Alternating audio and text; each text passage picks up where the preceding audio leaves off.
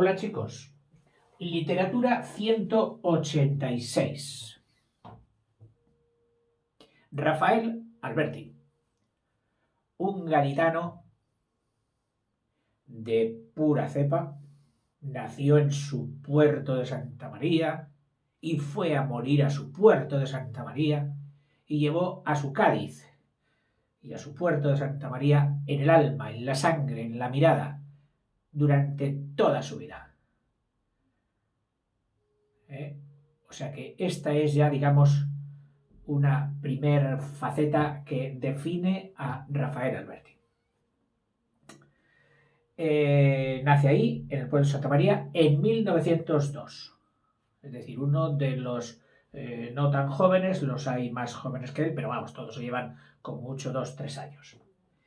Estudió de pequeñito en el mismo pueblo, en el puerto de Santa María, primero con las madres carmelitas, que normalmente en la enseñanza se ocupaban de la primera infancia, o de la infancia realmente, las monjas, y a partir de la adolescencia ya los niños solían pasar a un colegio de varones, en este caso fue al de los jesuitas del puerto de Santa María, donde al parecer dio mucha guerra.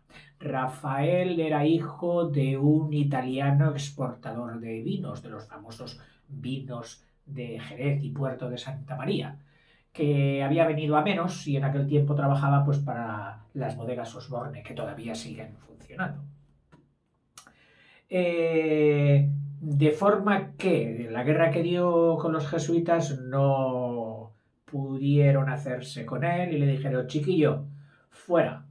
Lo expulsaron en 1916. Total que su padre en el 17 le dice, bueno, contigo hay que hacer algo, vamos a Madrid.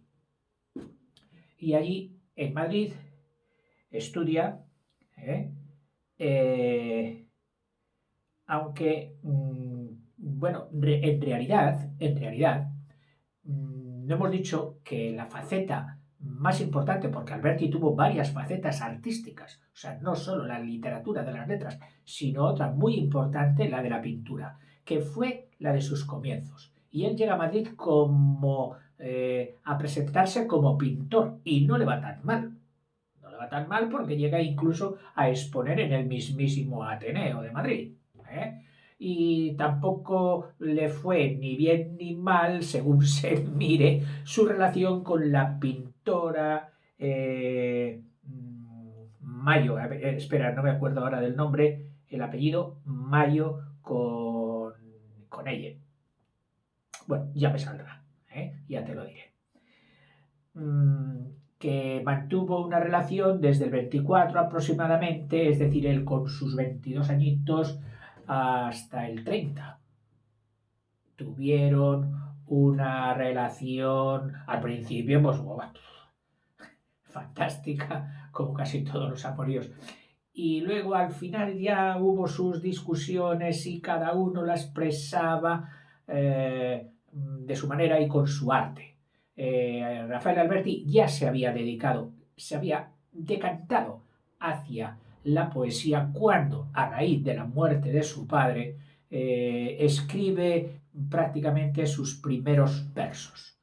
Luego, más adelante, contrae una afección pulmonar y, como era típico de la época, a tomar los aires. ¿Dónde? En una sierra elevada y seca, bueno, pues al Guadarrama, desde Madrid. Y ahí empieza a hacer su obra quizás más famosa, no sé si más importante según los críticos, pero la que más suena, Marinero en Tierra, que obtiene un resonante éxito porque a raíz de él le dan el Premio Nacional de Poesía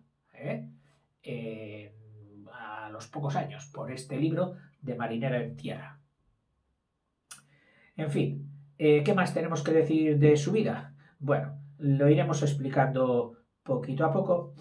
Tiene un periodo en el que le va mal económicamente, físicamente, vamos, se le vienen todos los diablos encima y pierde la fe, según dice él, y se abraza con mucho fervor a la causa comunista.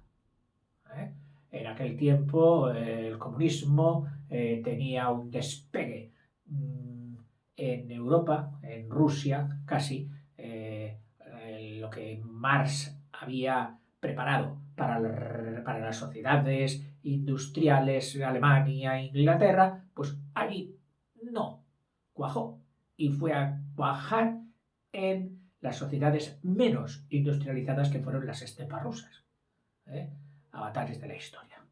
Y desde allí se esparció con proselitismo, con recaudaciones de dinero, en las que participó también Rafael Alberti luego, porque él, cuando se entregó a la causa del comunismo, es que su temperamento de rompe y rasga le hizo repudiar toda su poesía anterior, por la que había sido incluso alabado y premiado. Dijo que aquello era una porquería de poesía burguesa y que eso no era poesía, que la poesía tiene que ser comprometida para el pueblo. Hasta tal punto que cuando en los primeros momentos de posguerra se marcha a París, con su entonces esposa ya, la nueva, que era viva mi memoria, Rosa León. No, María Teresa León. Bueno, esta cabeza. Nunca la he tenido buena por eso. Bueno, lo que te digo. El gobierno francés, que tampoco era muy amigo de veleidades comunistas que revolucionaban los sistemas y hacían caer la producción, pues les declara, prácticamente se diría hoy, personas non gratas, y les retira el permiso del trabajo, aunque no los expulsa. Luego ellos sí, viendo que Francia ya les cerraba las puertas, además de ser reclutados por el partido para obtener fondos en una especie de campaña petitoria para pedir dinero para el partido, embarcan en un puerto del Mediterráneo camino de la Argentina, camino de Buenos Aires. A partir de Buenos Aires, que llegan en el 40, se instalan allí. En 1960, y producen allí, y hablaremos de la producción, en 1962 se establece en Roma, donde también ha dejado memoria escrita de su estado y de su estancia, en Roma. Luego vuelve a España, una vez muerto el dictador en el 75, con el que le unían todos los odios y desamores posibles, pues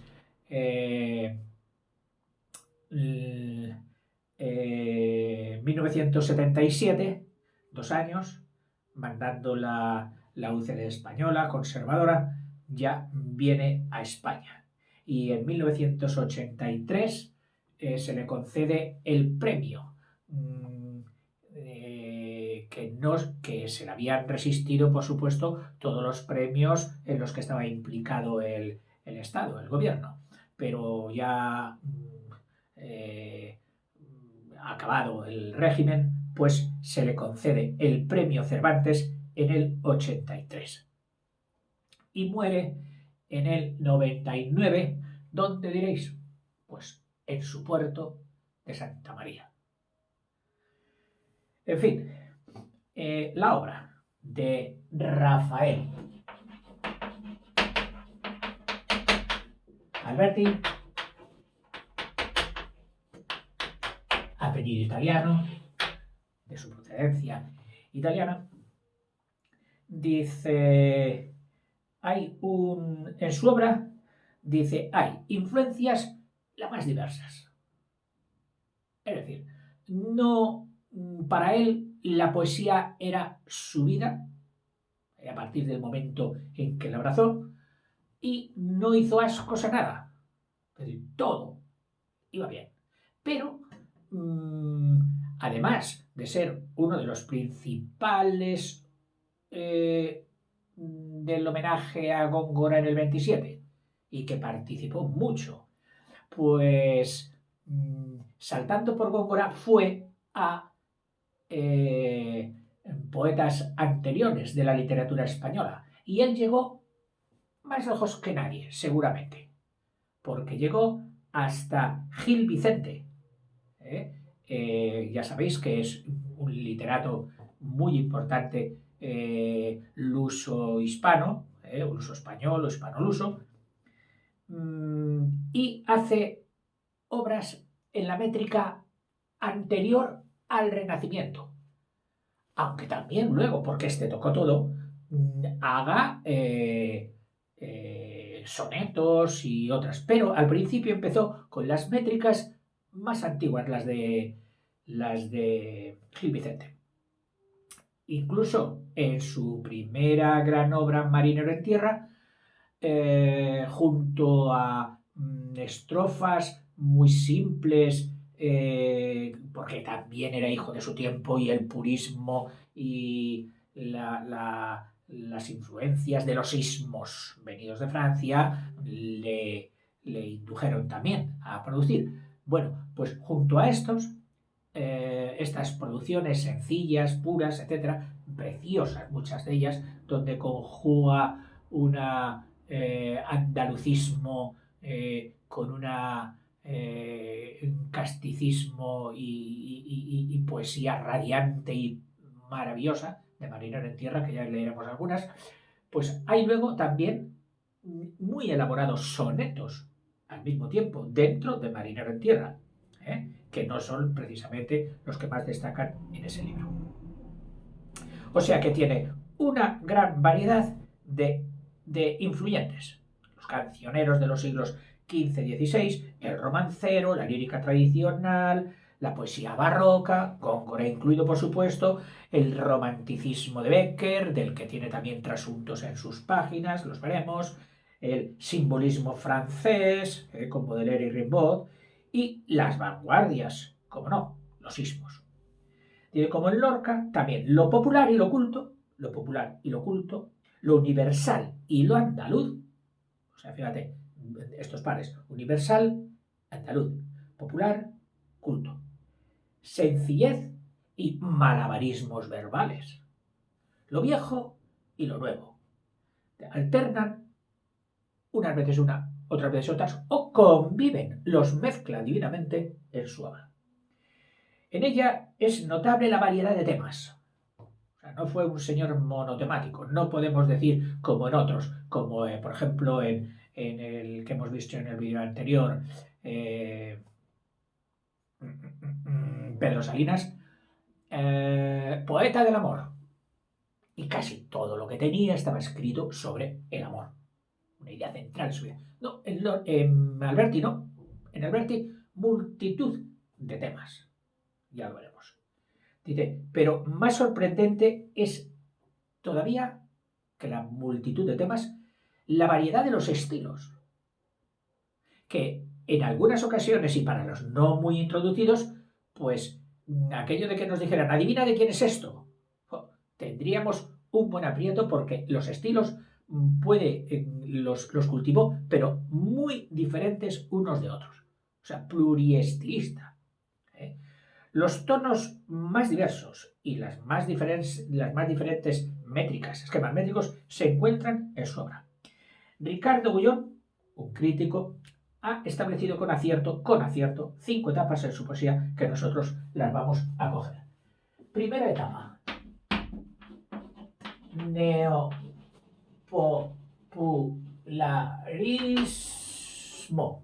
Es decir, coger lo popular y darle un ritmo nuevo, una presentación nueva, un tratamiento nuevo. Ese sería el primero. El segundo, gongorismo. Gongorismo. Luego vamos a explicar uno por uno. Tercero, surrealismo. Cuarto, poesía política. Cuarto, poesía política. Y quinto y último, el título lo dice también, estallido de la nostalgia. Nostalgia. Recuerdo evocador del pasado. Quinto, estallido de la nostalgia.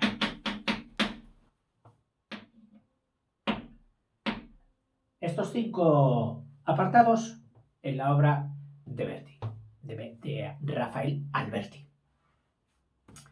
Primera etapa. En ella ya hemos dicho que es cuando empieza a escribir, mientras tenía la afección pulmonar aquella, y escribe Marinero en tierra. Pero vamos a poner ya los 3 títulos del que produjo en su primera etapa.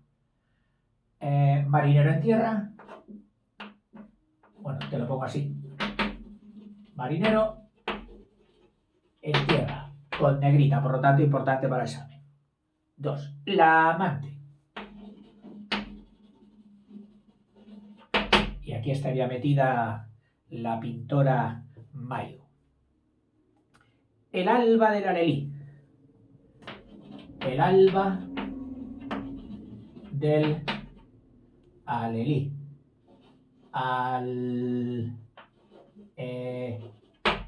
¿Verdad que sí? Sí, lo he escrito bien. El alba del Alelí. Que son de características temáticas y de forma similares, lógicamente. Es un solo poeta y está, por muy multifacético que sea, en una misma etapa, pues hace cosas pues similares, afines. Marinero en tierra, con el que obtuvo el Premio Nacional de Literatura, el Premio Nacional de Literatura en 1924. Está compuesto por canciones, en las que el mundo de la niñez, su niñez, cuando su padre lo saca del puerto de Santa María, dice que lo medio mata. ¿Dónde le lleva? Separado de su madre. Bueno, pues la niñez, un tema importantísimo, es evocado con nostalgia. Hay que precisar que la búsqueda o la añoranza del paraíso perdido de su pueblo, de su tierra, de su querido pueblo, será el tema vital más destacado en toda su obra. Es decir, en toda su obra está latente la idea siempre de que él añora, tiene nostalgia del paraíso perdido, que en algún sitio tiene que estar, pero que él no lo encuentra, siempre ambicionando el paraíso perdido. Y lo más parecido que tenía a su paraíso perdido era su infancia. El resto de los temas, incluido el tan recurrente del mar, siempre el mar y para todo el mar, pueden considerarse como derivados suyos. Es decir, el mar es parte de su paraíso perdido. Junto a la sencillez. ¡Uy, qué sencillo, marinero! Vísteme, madre, con la...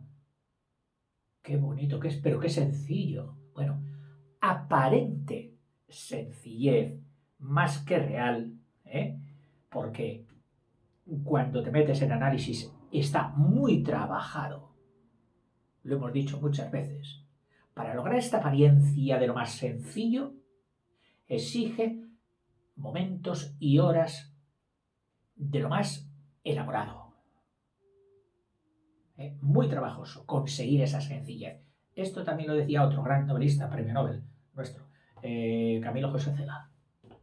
Dice, oye, para escribir eso que ustedes piensan que yo lo he escrito ahí como... No, ahí hay muchas horas, muchos montones de cuartillas, de correcciones rotas por el suelo, para llegar a ese parrafito. Esto nos dice también a nosotros, a ti más que a mí, porque yo ya no lo voy a intentar, pero tú sí. Muchos me dicen, profe, ¿cómo podré escribir bien? Trabajo, trabajo. Coger papel, coger lápiz, ¿eh? Aunque sea lápiz trotón como el de las dos. Pues nada, lápiz. Ordenador tienes hoy. Y luego, al día siguiente, leerlo y rectificar, retomar, perfeccionar. Al cabo de una semana, ese mismo texto, perfeccionarlo de nuevo, quitar, tachar. Trabajo, trabajo. Pero sin ese ansia de perfección y perfeccionismo no se llega a conseguir nada bueno. Hombre, estamos en lo mismo siempre. ¿Y los genios? Esos que hacen las cosas maravillosas sin haber tenido que trabajar nadie. Parece que les ha tocado la mano de Dios y todo lo que hacen lo hacen perfecto. Bueno, en eso hay mucho que hablar.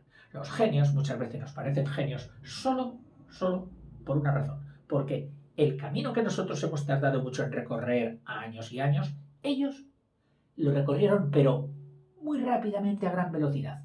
¿Por qué? Por las circunstancias, por su disposición, por su actitud. Y entonces, claro, cuando llegan a edad temprana, ya tienen tal dominio que nos parecen genios.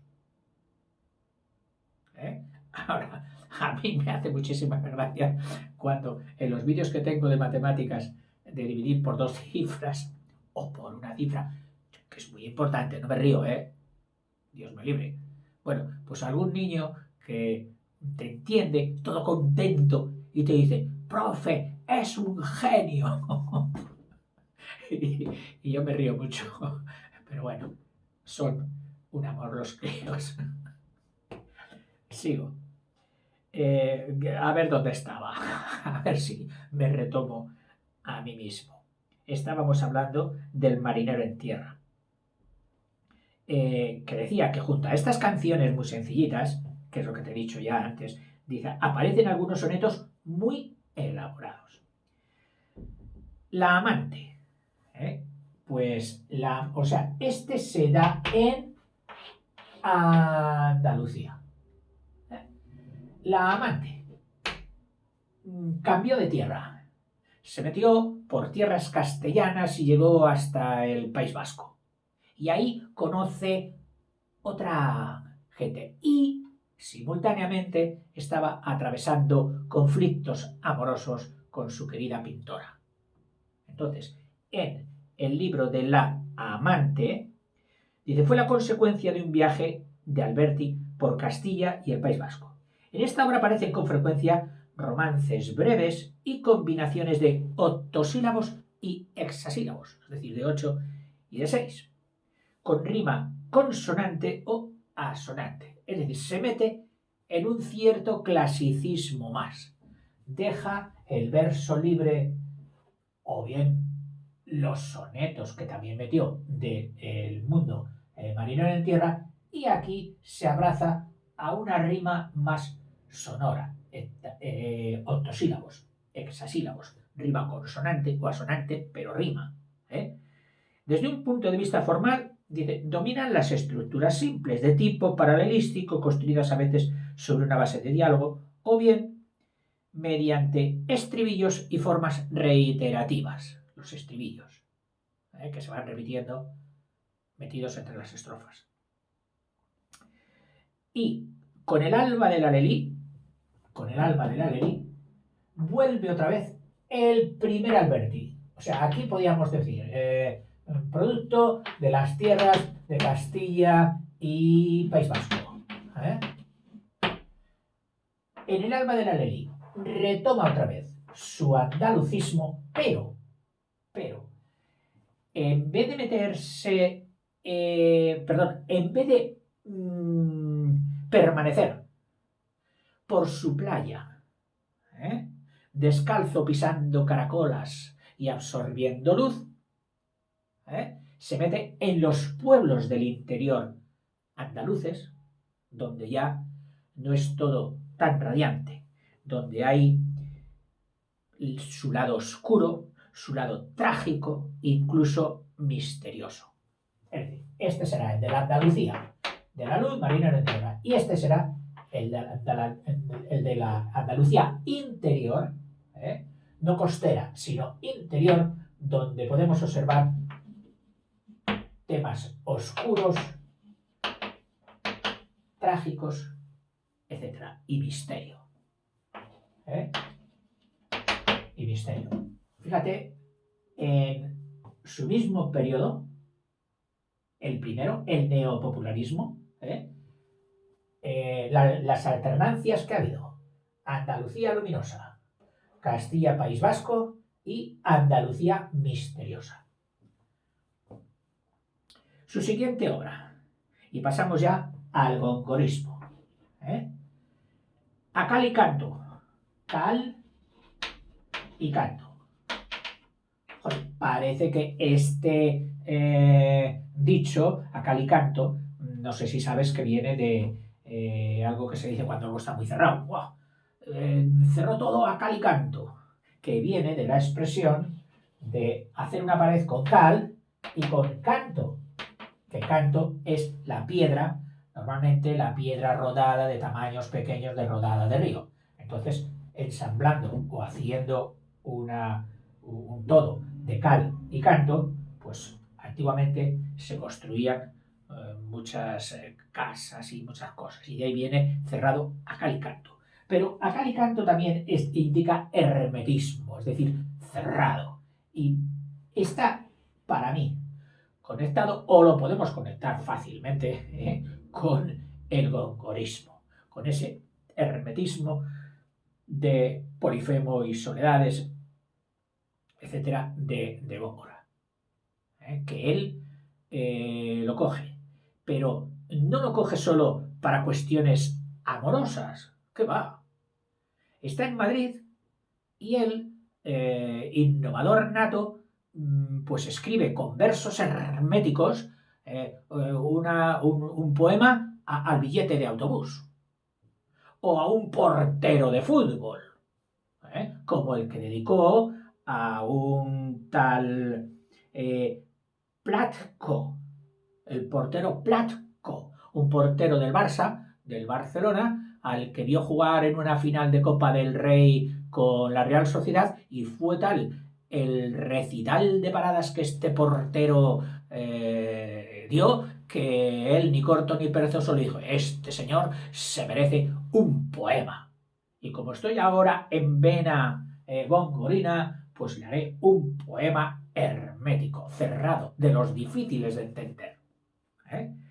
En fin, calicanto de estilo gongorina. Dice aquí, supone su contribución al gusto gongorino.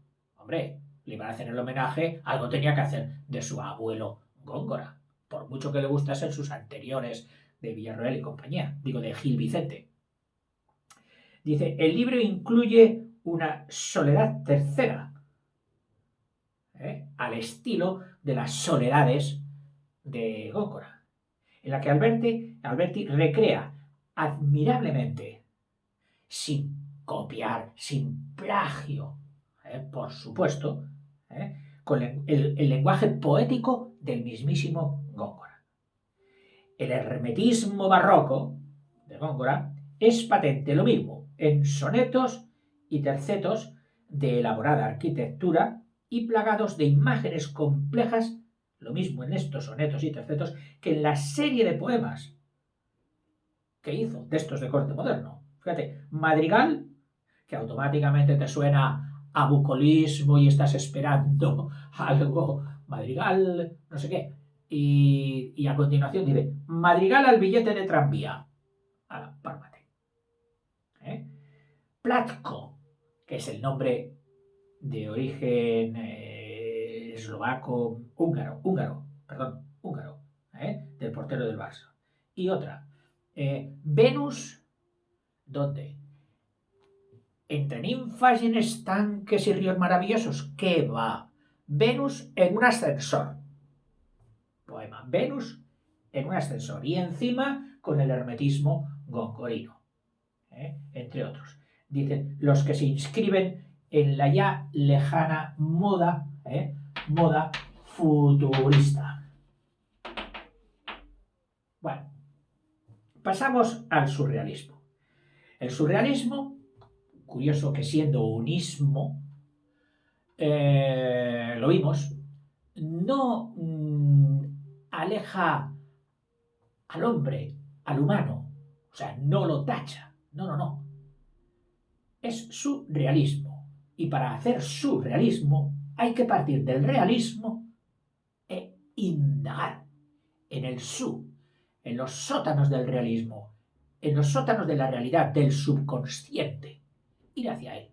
Y eso, esa introversión, es la que produce obras muy humanas, de los problemas humanos, tensiones y emociones humanas, el surrealismo. Dice, la profunda crisis que sufre entre el 27 y el 28, crisis de fe, que para él yo digo que es, digo, a Picasso, porque además fue radical, fue fulminante, se lo pasó muy mal y dijo, Dios no existe, punto. Digo que yo lo veo totalmente como el episodio de, ¿cómo se dice?, la caída de Damasco, de San Pablo, en el que fue todo lo contrario, fue caerse y pasar del paganismo a la fe más ferviente de las que ha habido en la cristiandad. Pues en Lorca sería la anticaída de Damasco. Aborrecer automáticamente todo lo anterior y pasar a abrazar el comunismo. La profunda crisis, dice, lo aleja del gongorismo. Dice, adiós a Góngora. Dice, como otros de sus compañeros, se encuentra en los procedimientos surrealistas el modo perfecto para verter sus obsesiones y sus angustias. El surrealismo es un molde propicio para esto. A partir de ahora, la relación entre la vida y la poesía será cada vez más estrecha.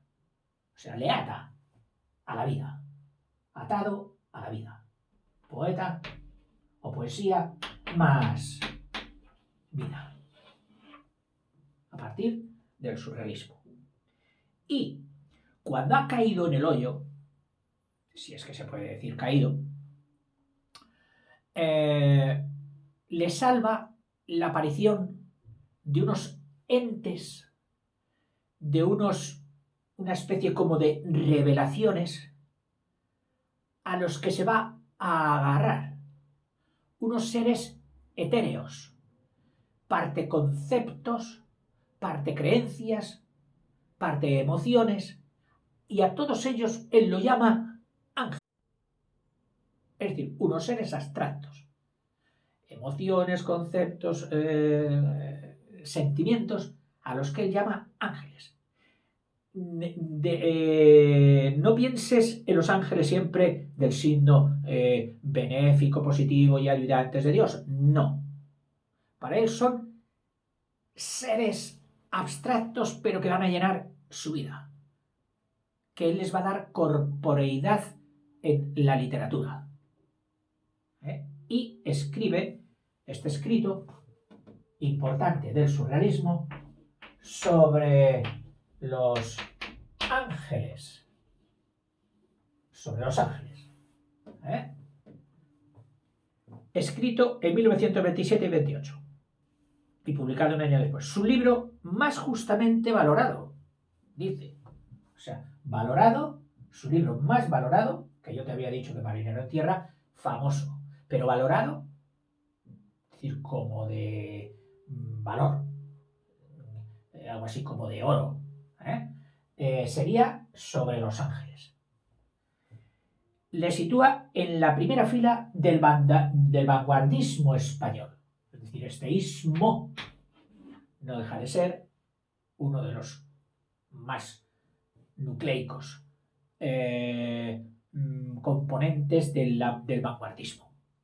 Estaban antes el creacionismo, el ultraísmo, el futurismo, etcétera, etcétera. Ahí tienes vídeos que hemos hecho sobre el vanguardismo.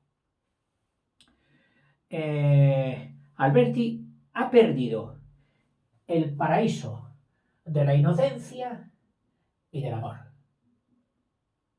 Lo ha perdido.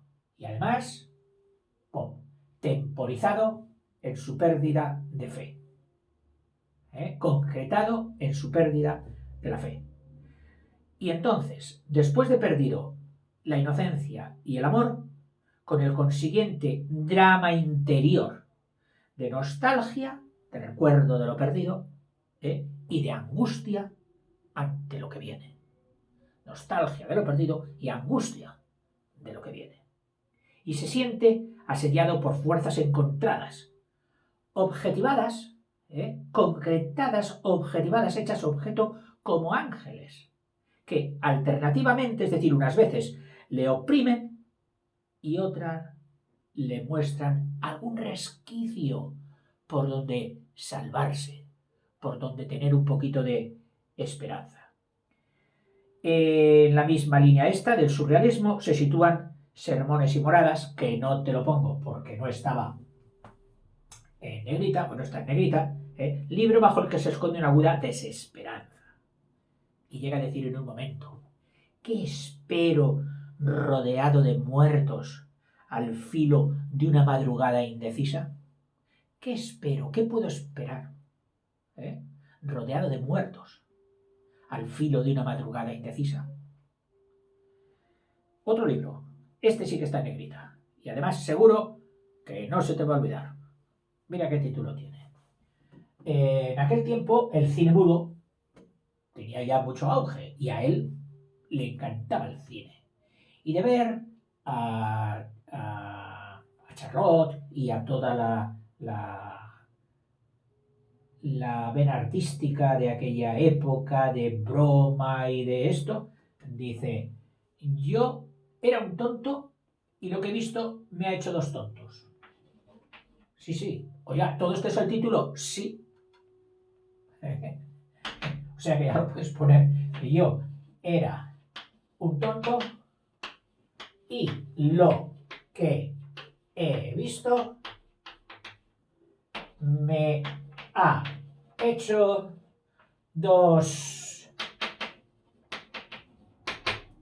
dos tontos. Dedicado a artistas del cine mudo. Charlotte, Buster Keaton, Harold Lloyd, etc.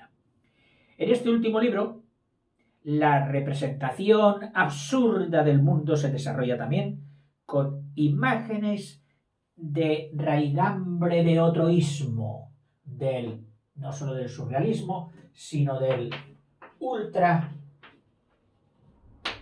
ultraísmo. En este último, en el de yo era un tonto y lo que he visto me ha hecho dos tontos. Pasamos a la tercera. Poesía política o poesía comprometida. Aquí Alberti pega un bandazo, es decir, un cambio de rumbo como pocos artistas han dado, hasta llegar a despreciar y desdecirse y si hubiera podido romperla toda su producción anterior. O sea, fue algo visceral. Visceral.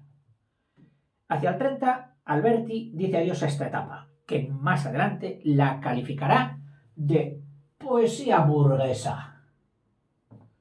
Poesía burguesa. Toda. La producida anteriormente. Y con la elegía, dice, la calificará de poesía burguesa y con la elegía cívica. Es decir, la elegía o tristeza sí lo manifestaba, pero era cívica. Dentro del civismo, no. Ahora no. Ahora hay que hacer revolución. Ahora hay que romper, hay que quemar, incluso hay que matar. Esto, Alberti, sí, manifestó odio. El odio es un sentimiento que rebaja la dignidad humana del que lo tiene. El odio es malo alentarlo en tu ser, alentarlo, darle pábulo. Es malo decirlo, pero es todavía peor escribirlo, porque entonces quedará fijado. Y yo soy consciente de que muchas personas, este capítulo de odio de Alberti les vuelve a este gran poeta, porque lo es, le vuelven un poco borroso. Admiran sus obras, pero aborrecen este estado febril e individual que le afectó muchísimo durante la guerra. Alberti dice adiós a esta etapa anterior. Con los zapatos puestos tengo que morir, dijo. Inicia su etapa de poesía comprometida, pero no comprometida como la de otros artistas que también hicieron, a favor de una ideología, a favor de la República, tal, no. La de él era rabiosa, la de él era sañuda, donde a duras penas se salva la estética de la poesía, que esa siempre la tuvo porque era un gran poeta, para dar paso a la ira y al odio, al insulto y a la venganza. No solo a buscar la muerte de los otros, sino a apuntarles con el dedo y decir, a este hay que matarle. Esto se le ha inculpado a Rafael Alberti en aquellos momentos. Por eso, su reintegro a España después de la guerra, que volvieron otros muchos, él sabía que no era bien admitido, incluso que había causas pendientes contra él y que si hubiera venido posiblemente hubieran entrado en el juzgado. Antes mi poesía, confesará, estaba al servicio de unos pocos. Hoy no. Lo que me impulsa a ello es la misma razón que mueve a los obreros y a los campesinos, o sea, una razón revolucionaria. Desde su militancia marxista, escribe de un momento a otro. Libros importantes. De un momento a otro. Libro de la poesía política. Y El poeta en la calle. El poeta también, con negrita, el poeta en la calle.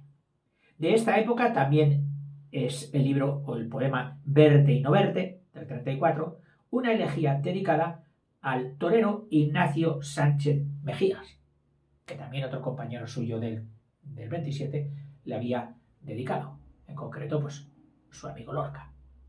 Su amigo Lorca, con el que durante este periodo precisamente de poesía política dio que hablar y se ha escrito mucha tinta sobre la muerte de García Lorca, ya lo dijimos en su vídeo. Pero aquí está la conexión con el tema Rafael Alberti.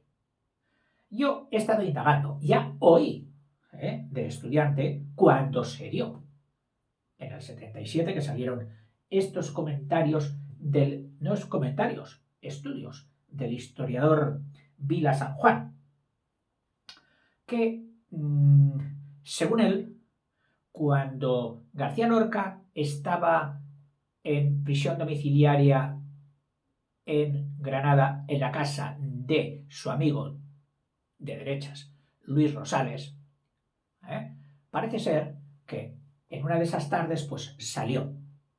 Siempre era muy observado por los milicianos franquistas, pues Granada ya estaba en manos de la derecha. Y le solían preguntar, ¿y dónde vas? tiempo de guerra esto es lo más normal, ¿eh? Y más sabiendo que tendría que estar confinado. Y llevaba un montoncico de cartas y les dijo, he escrito estas cartas para mis amigos de la otra parte porque he encontrado alguien que me las va a llevar. Bien, ahí quedó todo. Entonces, a los pocos días, por Radio Nacional, ¿eh? oyen a Alberti en una soflama encendidísima, de las que él solo era capaz, ¿eh? Eh, arengar la figura de Lorca como amante y defensor de la República y de la izquierda, y que le había mandado, según él, un poema que luego ha sido llamado el poema envenenado, ¿eh? y que leyó. Y en ese poema ponía, bueno, de chupa de Domine Cabra y de chupa, es decir, a bajar de un burro a los mandos de la derecha y a la gente de la derecha. Claro. Dice Vila San Juan que esto, oído por los milicianos de Granada, unieron el hecho de que antes efectivamente le habían visto llevar las cartas y de que ahora Alberti dijo, o dijera, y leyera, y pusiera en boca de Lorca, que luego se demostró que no, porque además, según los críticos, aquellos versos no eran ni podían haber sido nunca de Lorca por su estilo, por su manera de hablar, y sí, mucho de Rafael Alberti. Lo cogieron y lo fusilaron, diciéndole pues de todo menos guapo. O sea que estamos aquí aguantando, respetándote y teniendo paciencia contigo y tú vas y mandas esto, tal. Las excusas en esos momentos no valían de nada. Ni una mínima estructura de juicio en las guerras, ya sabéis que no. Son juicios sumarios. Culpable, sí, tú, al paredón. Y no hecho por jueces. En fin. Y esto luego se lo increparon a Alberti. Y Alberti parece ser, según este historiador, Vila San Juan, que no se excusó, no dijo que fuera mentira, dijo que lo había hecho adelantándose, para adelantarse a los hechos y para lograr meter en la causa republicana a García Lorca. Pensando o sin pensar, esto ya, porque dentro del odio hay pues renglones muy torcidos y retorcidos, que esto le iba a desencadenar, a ser la mecha que desencadenase la muerte de Lorca. Este historiador, o sea que él en primera instancia parece que admite sí que fue una picardía, pero de gravísimas consecuencias, por supuesto. El Vila San Juan, ya más tarde, y en concreto le mandó 2 cartas por doble, primero una y luego otra, preguntándole que él iba a seguir investigando la muerte de Lorca y si por favor podía él dar su versión. No lo hizo. Respondió con el silencio. Es más, un amigo de Vila San Juan fue a Roma donde estaba Alberti y entonces el historiador le preguntó, oye, aprovecha para decir a Alberti qué hay de esto. Y Alberti respondió a aquel amigo, dice, yo no estoy en otro mundo. Como diciendo, no me interesa nada en absoluto. Y así quedó la cosa. Por supuesto, existe la versión contraria, también respaldada aquí, bueno, no aquí, en otros comentarios que he leído en internet, de que no, Alberti fue muy considerado, Alberti quiso que fueran los vencidos bien tratados y con clemencia. Ahí queda. La verdad es que en las hemerotecas estará, y yo digo que tiene que estar, los números de la publicación de la República, que era el mono azul. El mono azul, que era pues el típico mono vestidura de obrero. El mono azul. Y en una sección de esa revista, que era a paseo, o al paseo, a paseo. En esa sección la dirigía Rafael Alberti.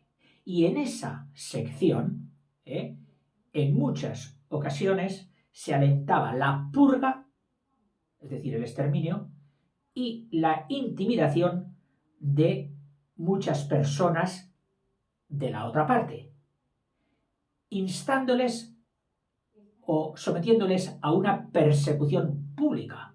Sí, porque hemos leído en la revista esta que tal, este señor, a este hay que... Y en aquellos tiempos, como alguien te pusiera el San Benito, ya estabas perdido.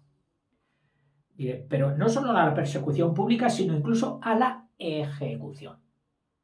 Y esto, después, incluso cuando vino Alberti y cuando los políticos le dieron, o bueno, los políticos o las autoridades literarias elegidas por ellos, le dieron el premio Cervantes, otra parte nunca miró bien a Rafael Alberti. Que, lejos de decir entonces estoy en otro mundo, como dijo allí en Roma, no, se alistó otra vez al Partido Comunista en España, salió incluso diputado por el Partido Comunista cuando luego renunció y siguió tomando participación activa en mítines. Igual que cuando durante plena guerra se había incorporado a literatos contra el fascismo y cosas de estas. También estuvo metido, y ahí no hay nada que objetar, o no se le han objetado, en el traslado de las obras del Museo del Prado. Que claro, trasladar obras de gran envergadura y de gran valor a otra parte es una tarea muy ardua y hecha por técnicos. Pues él parece que tomó parte allí y que lo hizo bien. Primero llevándolo a Valencia, luego a Barcelona, creo, y por último creo que acabó en tierras neutrales en Suiza. Y desde allí no hubo ningún problema, acabada la guerra, para recuperarla y volver a montar el Museo del Prado. No solo el Museo del Prado, sino otras obras importantes que había por los palacios de Madrid y de buenísimos pintores. En fin, esto fue la faceta bélica, la faceta, iba a decir, menos humana quizás, por lo que tiene de guerra, de Rafael Alberti durante este tiempo. En fin, ya sé que sobre lo que yo he dicho, y he procurado decir unas partes y otras, porque al final el Vila San Juan, parece que llega a la conclusión de que hubiera sido inocente. O sea, que había tenido indicios de que fuera inocente y le pide a Alberti que ratifique esta inocencia, que le ayude a demostrar esta inocencia.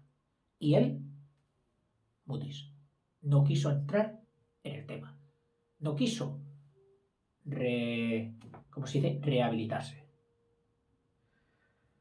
Prefirió dejar de que piensen lo que quieran. Y a partir de aquí viene su quinta etapa, estallido de la nostalgia.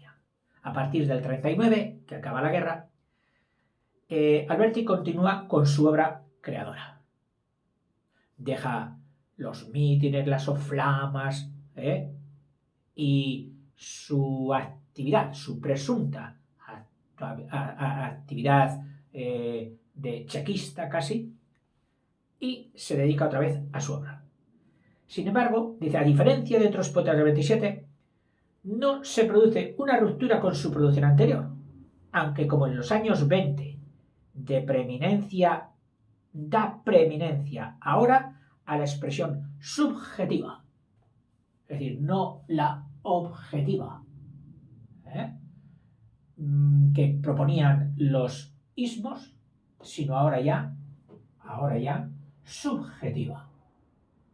No puede sustraerse a sus sentimientos. Los sentimientos de Rafael Alberti y van expresados en toda su producción subjetiva. Por otra parte, sabemos que no hay poesía sin subjetivismo, o por lo menos eso decíamos. Dice, 3 temas destacan en sus poemas del exilio, que es el libro que hace, bien fácil.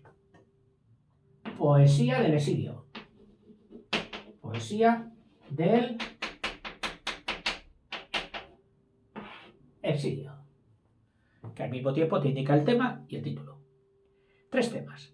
1. La condición del destierro. Del que está en el destierro. De estar desterrado. De que no seas aceptado plenamente. Otros autores, sobre todo los que fueron a la parte norte a México, hemos visto que fueron muy aceptados y en Estados Unidos casi todos recalaron. Él no, con su condición de comunista, iba a pedir ser lector en alguna universidad de Estados Unidos. Ni loco. Fue a Buenos Aires, donde al parecer recibieron bien y hubo, pues, a juzgar por esto, de recibir a un Alberti, lo mismo que asistir a la pobre economía de posguerra de España mandando barcos de trigo, pues es de alabar que hubiese esa objetividad, que por encima de todo pues, entrevé pues, el cariño por España. En ese Argentina se merece nuestro agradecimiento total.